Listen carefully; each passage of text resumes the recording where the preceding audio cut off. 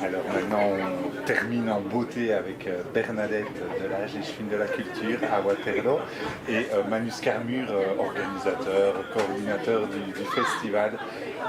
Ça s'est bien passé, non? J'ai l'impression que vous pouvez être content. Quels sont un peu voilà, votre ressenti maintenant qu'on termine le festival? On va commencer par Bernadette.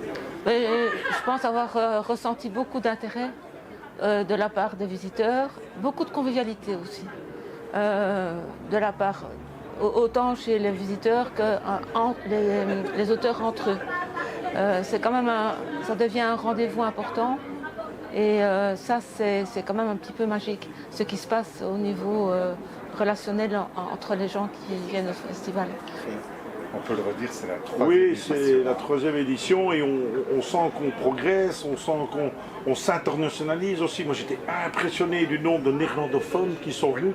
Cette année-ci on a dit tiens, on va prendre un auteur qui fait Bob et Bobette, on va prendre un néerlandophone, enfin on a même un hollandais, on avait une suissesse, on avait un italien, enfin des français, des normands, des luxembourgeois. Et ça a énormément joué. Et c'est bien, on a vraiment franchi un palier cette année, on est très heureux. Et alors on avait tout organisé parce qu'on avait même réussi à inviter le soleil cette année, ce qui était quand même pas l'année dernière la même chose, donc cette année-ci on l'avait avec nous et ça a été un allié... C'était un festival un peu plus chaud à ce niveau-là. Oui, c'était chaud dans la préparation, dans le stress et dans la température. Bon, ben, c'est excellent pour les recettes du bar aussi, hein, il faut dire les choses comme elles sont. Mais je rejoins Bernadette, la convivialité grandit aussi. On retrouve des auteurs qui amènent « Ah, mon ami vient, est-ce que lui peut venir aussi ?» Et donc, on a passé des moments fabuleux avec eux, en dehors et pendant le festival.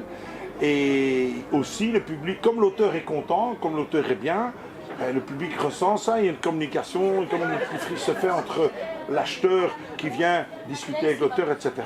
Et c'est ça qui est magnifique. Bernadette, ce festival, oui. Oui, mais je viens encore d'avoir un témoignage d'une autrice qui se réjouit d'être venue parce qu'elle a fait des rencontres et des rencontres professionnelles aussi. Et donc pour eux, c'est très important. On voit différents milieux aussi qui se côtoient. C'est un milieu très intergénérationnel, la bande dessinée. On a vu des jeunes, on a vu des papas avec leurs enfants, des mamans avec leurs enfants. Oui, on a vu des jeunes doués aussi. On a eu deux jeunes artistes, Yasmine Stalbach, 24 ans, quel coup de patte, le jeune Water Guissard qui a fait un petit western qu'on a reçu. C'est du roman graphique. Quand tu vois ça, enfin moi qui suis professeur de dessin et pub, je peux vous le dire, c'est une maturité de 35-40 ans, ils en ont 25. Alors que dire aussi du prix d'hier soir de Mansouré Kamari, c'est aussi un grand espoir de la BD. Moi, je serais curieux de voir ces trois jeunes-là dans 5-10 ans. Vraiment, je serais curieux de voir. Ça va continuer. Oui, bien sûr, voilà. Je suis convaincu de ça. Et puis, je voudrais quand même rajouter quelque chose au niveau de la participation des bibliothèques et du centre culturel. Il y a eu un bel échange avec le centre culturel. Les anciens élèves des ateliers de formation au dessin BD qui étaient là et qui dialoguaient avec les petits jeunes qui passaient chez eux, je trouve que ce sont des beaux moments d'échange. Oui.